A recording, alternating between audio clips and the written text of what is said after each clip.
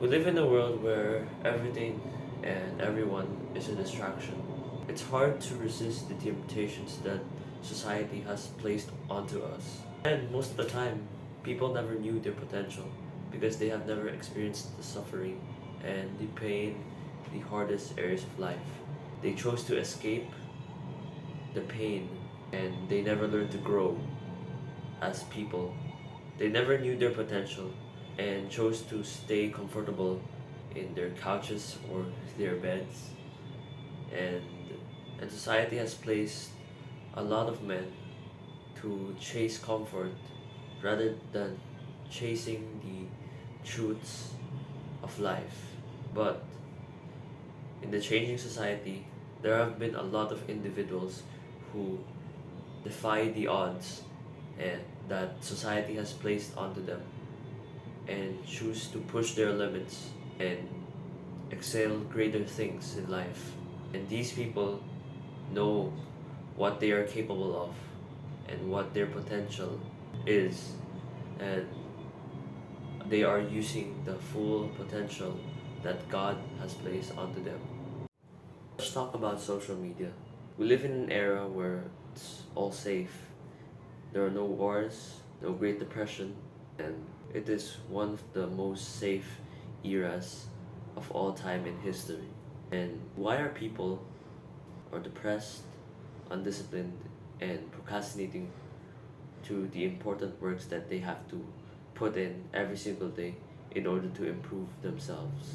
Because think about it, the wise men in the history, they didn't have Instagram, nor they didn't have Snapchats, didn't have TikToks, they had no stimulation, and they were able to think clearly about what to do in life, and they already had a purpose since they were a kid.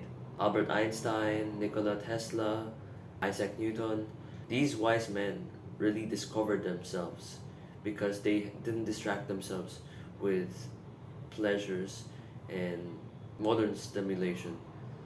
And that's why there's no wise men in this current era. So many people are living without a purpose. They have nothing to live by, they have nothing to stand for, and they're just there, existing, with nothing to do with their lives. Another reason why social media is bad is it captures your attention. Attention equals time. The attention that the attention you place on social medias can make you waste your time.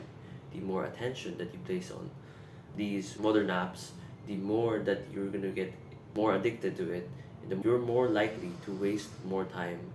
And instead of developing yourself into the person that you want to be one day, you will just end up living without a purpose, just surviving in life because your parents gave you life, and life would have no meaning. Social media changes what you think and what you believe as well.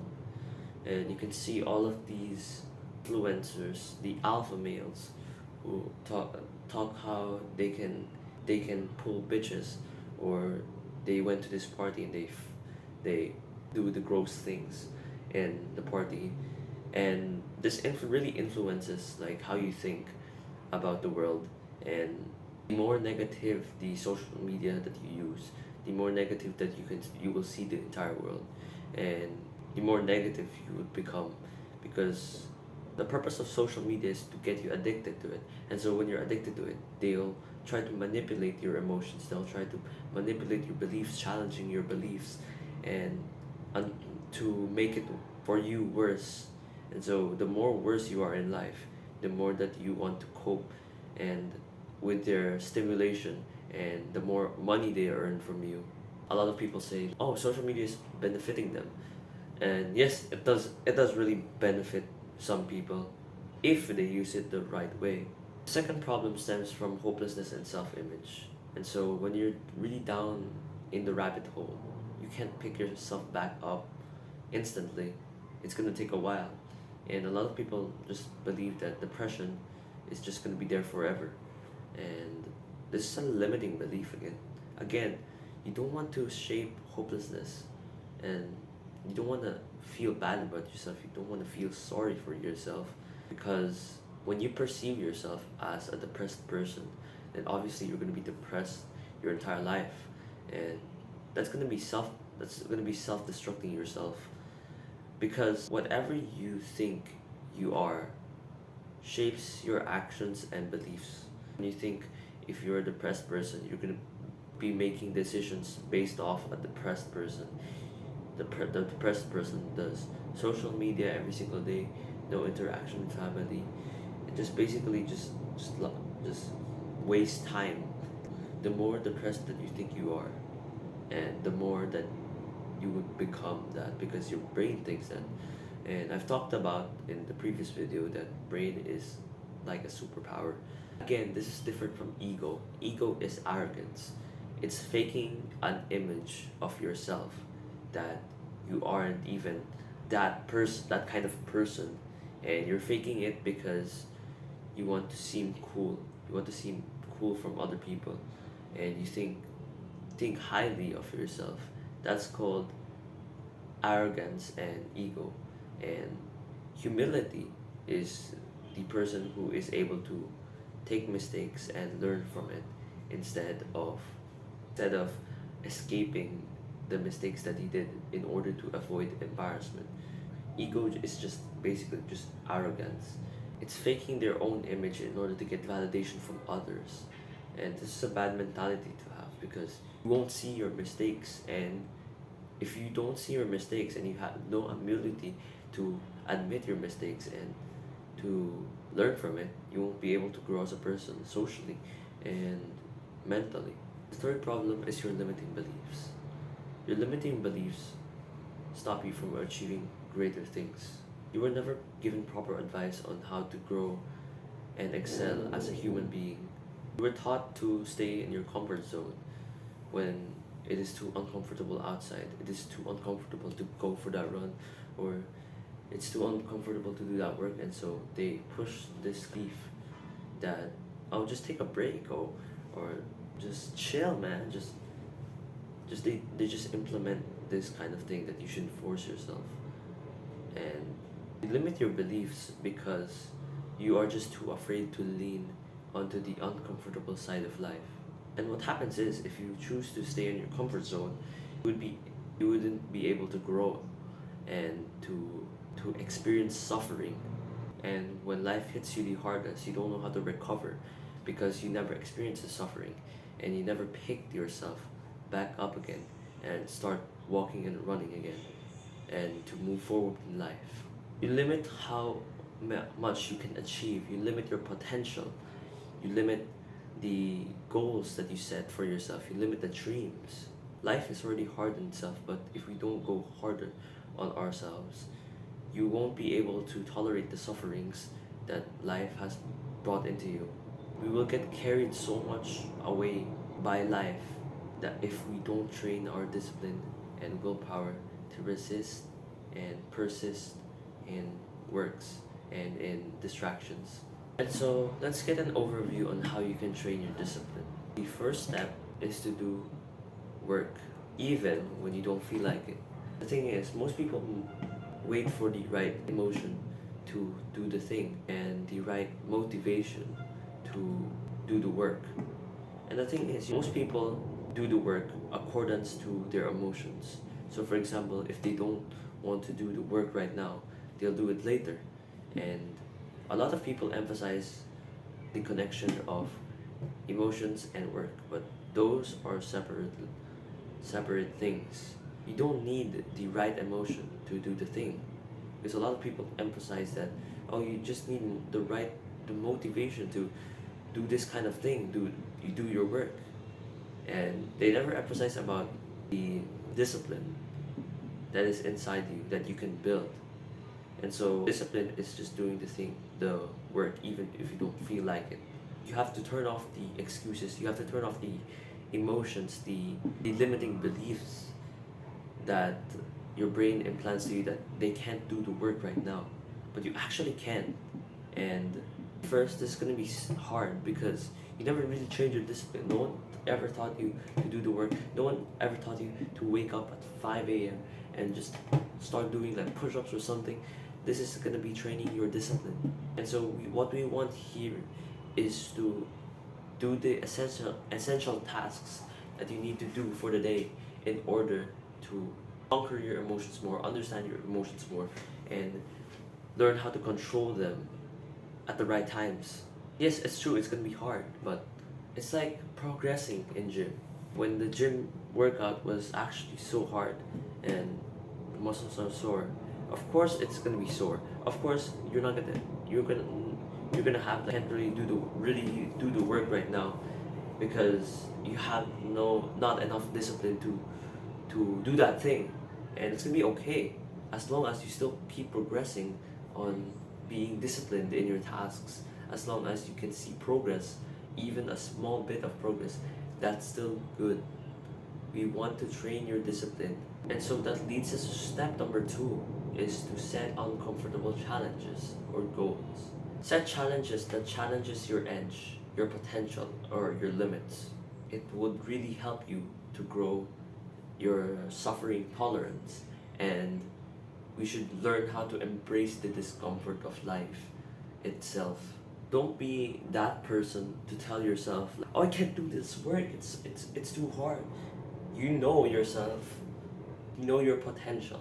There's a potential deep inside us, and a lot of people just fake their edge. The uncomfortable side.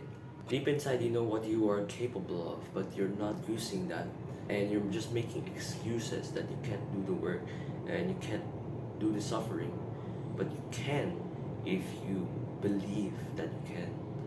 And a lot of people just like to lie their edge and tell me, "Oh, this is their uncomfortable edge," but the real edge that you have deep inside you, what's the uncomfortable thing that you don't want to do, you've been escaping, and that could benefit you. Set challenges that are uncomfortable for you, and the challenges that actually trains your mental toughness. The third step is to remove all distractions. In order to find or listen to yourself, listen to all the voices in your head, you're going to remove everything that causes you stimulation. In order to find your purpose and to listen to yourself, you have to remove all distractions, such as games, social media, and anything that just causes stimulation.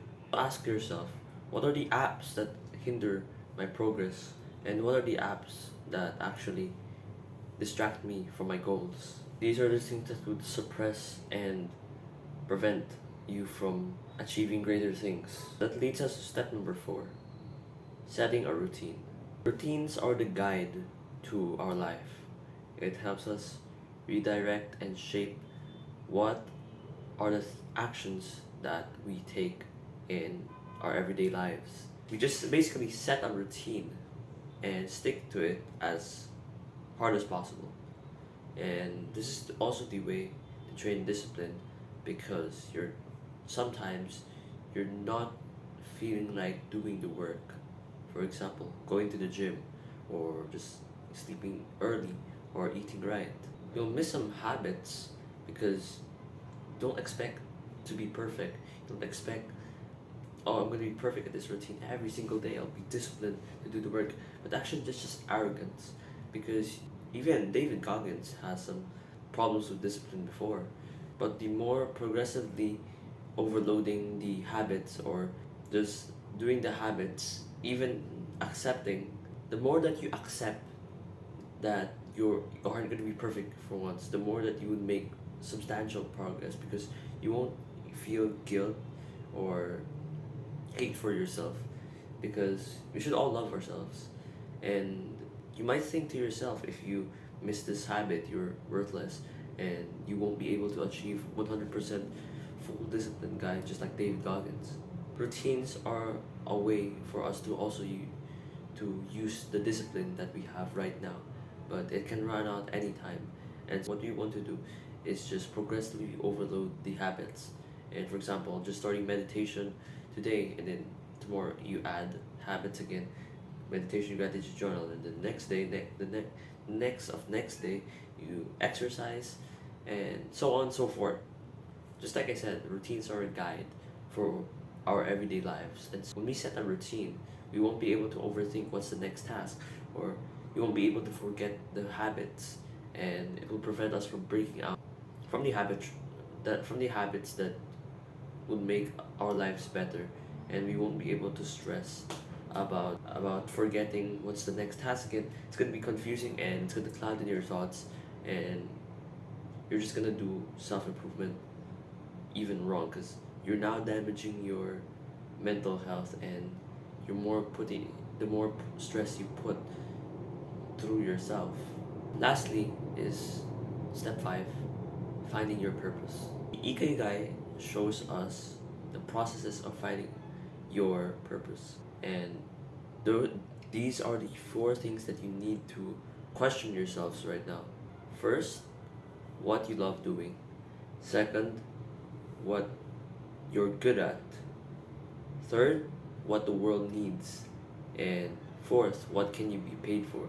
Ask yourself these questions, and it's gonna take a while for us to journal and contemplate on these questions, but I think this is the best way to find your purpose initially. I really hope that this video helped you and gave you a sense of motivation to be disciplined, and I hope this video really gives value to the audience, and